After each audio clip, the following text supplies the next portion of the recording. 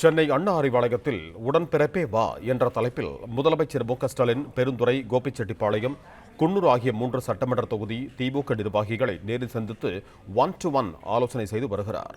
இது தொடர்பான கூடுதல் விவரங்களோடு இணைகிறார் எமது செய்தியாளர் ஜெபர்சன். வணக்கம் ஜெபர்சன், உங்களிடம் இருக்கும் தகவல்களை பகிர்ந்து கொள்ளுங்க.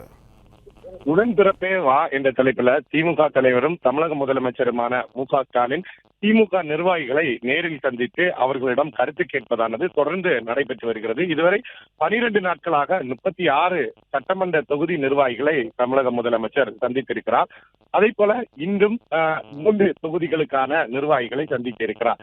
பெருந்துறை, கோபிச்செட்டிப்பாளையம், குன்னூர் சட்டமன்ற தொகுதி நகர பொறுப்பாளர்கள், பேரூர் பொறுப்பாளர்கள், அதே போல பலரை சந்தித்து அவர்களுடன் கருத்துக்களை கேட்க இருக்கிறார். குறிப்பாக வரக்கூடிய 2026 சட்டமன்ற தேர்தலில் எவ்வாறு பணியாற்ற வேண்டும், அதே போல தற்போது திமுக சார்பில் உறுப்பினர் சேர்க்கை பணியானது நடைபெற்று வருகிறது.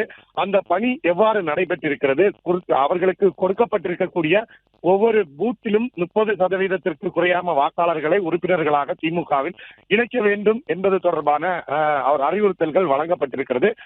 அவை எவ்வாறு இருக்கிறது, மக்கள் நேரடியாக மக்களை சந்திக்கும் போது மக்கள் எவ்வாறு உங்களிடம் கருத்துக்களை பரிமாறுகிறார்கள் என்பது தொடர்பாக அந்த கருத்துக்களை கேட்டறிய இருக்கிறார்கள். அது மட்டுமில்லாமல் தற்போது மீண்டும் எதிர்கட்சிகளுடைய கதைகளையும் கேட்க இருக்கிறார். எதிர்கட்சிகளுடைய பிரச்சார வியூகம் அங்கு எப்படி அமைந்திருக்கிறது என்பது தொடர்பாகவும் தமிழக முதலமைச்சரும் திமுக தலைவருமான ஸ்டாலின் தொடர்ந்து கேட்டறிய இருக்கிறார்.